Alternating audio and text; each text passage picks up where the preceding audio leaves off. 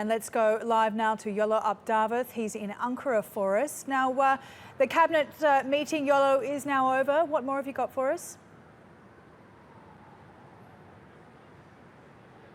Yes, it was a lengthy meeting this morning. We heard from the Prime Minister very carefully choosing his words in terms of trying to placate people and reassure people that things are getting back to normal. We're outside the Parliament now. Let's talk to one of the parliamentarians here, Kani Torun, Member of Parliament for the AK Party, for the ruling AK Party.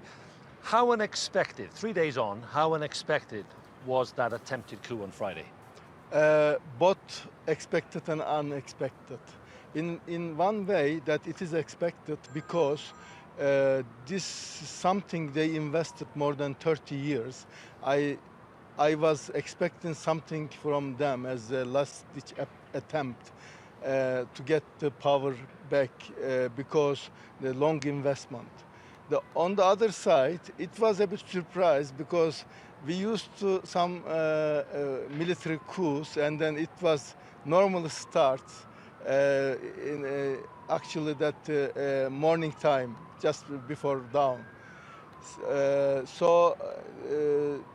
This time it started in the evening, so we were a bit surprised. You know, there was a confusion because of that. But there's been a long time since an attempted coup by the military. Yes, and yes. By they, to be clear, who are you referring to? You mean the previous? No, who do you think is behind this attempted coup? It's obvious actually. This coup, actually, this group, I call them not a group actually, they are cult. It's a long time they used religion is for their political gains, but this is a typical cult. And then So you're talking about the followers of Fethullah Gulen? Yes, of course. So this group, this cult, they invested and then bring their people, their followers. They are brainwashed, and then they do whatever they were ordered. It's like, you know, ISIS. There is no big difference. So are we past, in Turkey now, are we past the worst of this? Or in Ankara today, there have been 2 shootings. There's a bomb scare in the Parliament building behind us. The police are running around telling us we're not safe just a few minutes ago. Are we past the worst, do you think? I don't think it's past. I mean, it's past. They cannot, for me, they cannot take over the government. In that sense, it is past. But the danger has not been past because what they do is a kamikaze attacks. They can kill people just for, you know, this actual vengeance. So in that way, the security-wise, it's not past. We need to be vigilant. But I don't think they have any more power to get the second wave of the coup. Mainly the main powers they lost.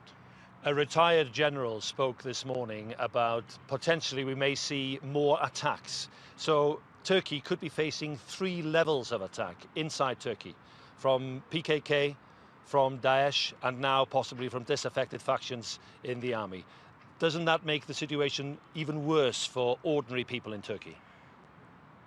Actually, you know, one thing I would like to say, that Turkish people, when these kind of attacks comes, the people come together.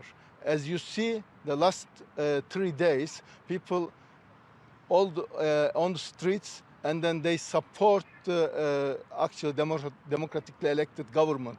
So in this way, I think the ordinary people, maybe security-wise, there's some, you know, this some criminals made some acts, you know, like bombing or other things. But